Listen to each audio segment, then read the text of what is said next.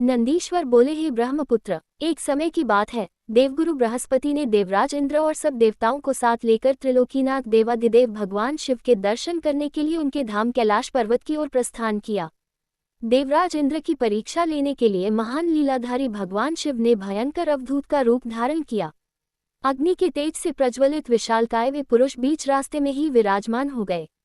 बृहस्पति जी के साथ इंद्र व अन्य देवता अद्भुत विशालकाय आकार वाले पुरुष को अपने मार्ग में बैठा देखकर आश्चर्यचकित हो गए। इंद्रदेव क्रोधित हो उठे, वे भी भगवान शिव को नहीं पहचान सके।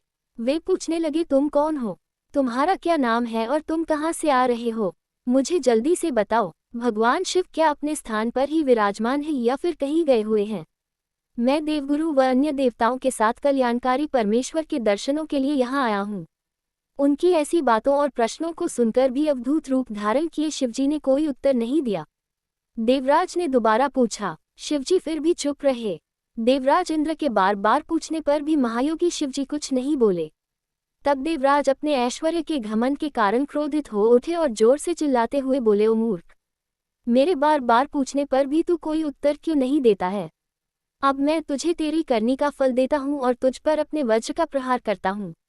देखता हूँ तुझे मुझसे आज कौन बचाता है। ये कहकर देवराज इंद्र ने अपने हाथ में वज्र उठा लिया और शिवजी पर प्रहार करने लगे। लेकिन भगवान शिव ने इंद्र को वहीं जड़ कर दिया। उनका हाथ अपने स्थान से हिल न सका। अब तो इंद्र क्रोध में अपना आपा खो बैठे। ये दृश्य देखकर देवगुरु बृहस्पति भगवान शिव को तुरंत पहचान गए। उन्होंने जान लिया कि देवराज को इस प्रकार उनके स्थान पर जड़ करने वाले स्वयं देवाधिदेव महादेव जी हैं। वे हाथ जोड़कर भगवान शिव की स्तुति करने लगे।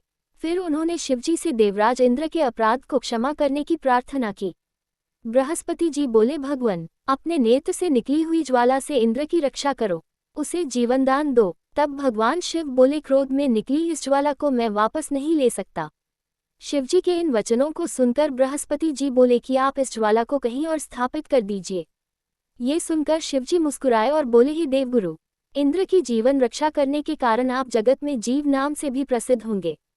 ये कहकर उन्होंने अपने नेत्र से निकली ज्वाला को हाथ में लेकर समुद्र में फेंक दिया।